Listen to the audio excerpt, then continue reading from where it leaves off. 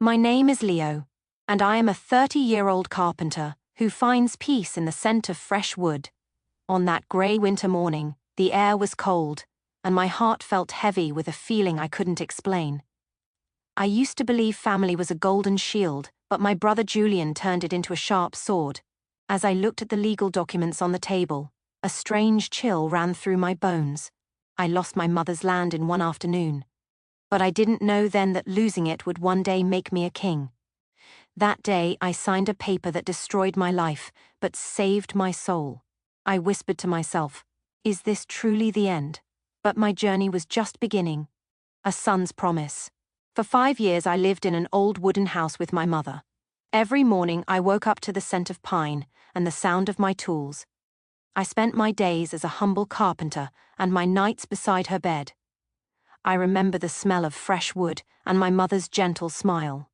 She was weak, but her voice was always kind. She often said, "Leo, your hands can create anything. Just trust your heart." I cared for her every day, cooking her soup, washing her clothes, and holding her hand during her final difficult nights. I whispered to her, "I will stay with you until the very end." Julian and his wife Clara were very different. They lived in the city and were always too busy for a sick woman. They never called, they never sent money for her medicine or food. But the moment my mother closed her eyes for the last time, they arrived. Betrayal at the funeral. I stood beside her bed as tears ran down my face. My hands shook with grief. Julian walked in wearing an expensive black suit and shiny shoes. Clara looked around the room with cold, greedy eyes. They didn't look at our mother's peaceful face. They didn't say a prayer. Julian didn't cry, not even once. He looked at the house like it was a pile of gold, not a place full of memories. I was holding my mother's thin hand. Julian was holding a thick leather folder. That was the moment I understood. They didn't come because they loved her. They came for the land. The silence in the room grew heavy and dark. I whispered to myself, "Something is wrong." Clara opened the folder and pulled out a yellow paper. Her voice was sharp and cold like a knife. "Look at this, Leo. Your mother borrowed $50,000 from us years ago. She used it to pay for your medical bills and your education. You owe us this money." My heart began to race. I had never heard of this debt before. The signature looked like my mother's handwriting, but I wasn't sure. I had no proof to argue. I thought, this can't be true. Mother never told me, but I was just a poor carpenter with no power. Julian watched me with a dark, silent smile. Then he walked toward me and placed his hand on my shoulder. "Don't worry," he said softly. "We're family. Just sign the land over to us to pay the debt. You can stay in the small workshop in the back and keep working there forever. I'll take care of you." A small spark of hope lit my chest. Maybe he still loves me. Maybe everything will be okay. With trembling fingers, I picked up the pen and signed my name. Thrown into the rain. The moment I finished, the air in the room changed. Clara grabbed the paper. Her fake smile vanished. She opened the door wide and shouted, "Get out, Leo!" I was frozen with confusion. Julian didn't even look at me. Clara laughed cruelly, grabbed my bag of clothes, and threw it onto the wet grass.